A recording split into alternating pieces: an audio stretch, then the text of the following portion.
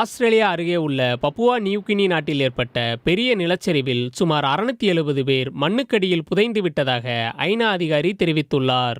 Papua Guinea நாட்டில் உள்ள குடியேற்றத்துக்கான சர்வதேச அமைப்பின் தலைவர் செர்ஹான் அக்டோஃப்ராக் நாட்டின் எங்கா மாகாணத்தில் வெள்ளிக்கிழமை ஏற்பட்ட நிலச்சரிவின் தாக்கம் நினைத்ததை விட அதிகமாக இருப்பதாக தெரிவித்தார். தற்போது 150க்கும் மேற்பட்ட வீடுகள் மண்ணுக்குள் புதைந்திருப்பதாக மதிப்பிடப்பட்டுள்ளதாகவும் அவர் தெரிவித்தார். நிலச்சரிவு இன்னும் நீடிப்பதால் மீட்பு பணியாளர்கள் ஆபத்தில் இருக்கிறார்கள். தண்ணீர் இன்னும் ஓடிக்கொண்டிருக்கிறது. இது சம்பந்தப்பட்ட அனைவருக்கும் பெரிய ஆபத்தை உருவாக்குகிறது என்றும் அக்டோஃப்ராக் தெரிவித்தார். நிலச்சரிவினால் பாதிக்கப்பட்ட பகுதியில் சுமார் 4000 பேர் வசித்து வருவதாக கூறப்படுகிறது.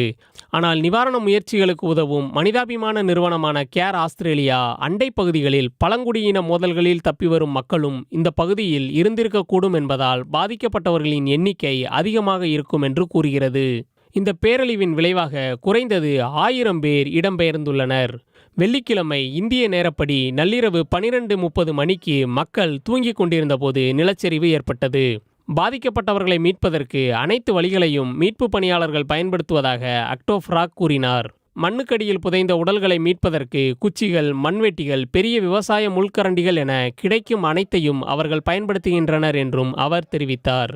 ஞாயிற்றுக்கிழமை வரை 5 உடல்கள் மட்டுமே கண்டெடுக்கப்பட்டுள்ளன. பெரிய கற்பாறைகள், மரங்கள் மற்றும் சரிந்த மண் உட்பட நிலச்சரிவின் குப்பைகள் சில பகுதிகளில் 8 மீட்டருக்கு உள்ளது. எங்கா மாகாணத்தில் ஒரே ஒரு நெடுஞ்சாலை மட்டுமே உள்ளது. சாலையின் குறுக்கே நிலச்சரிவின் குப்பைகள் விழுந்துள்ளதால் பாதிக்கப்பட்ட இடங்களை அடைவதில் சிக்கல் இருப்பதாக கேர் ஆஸ்திரேலியா அமைப்பு கூறுகிறது.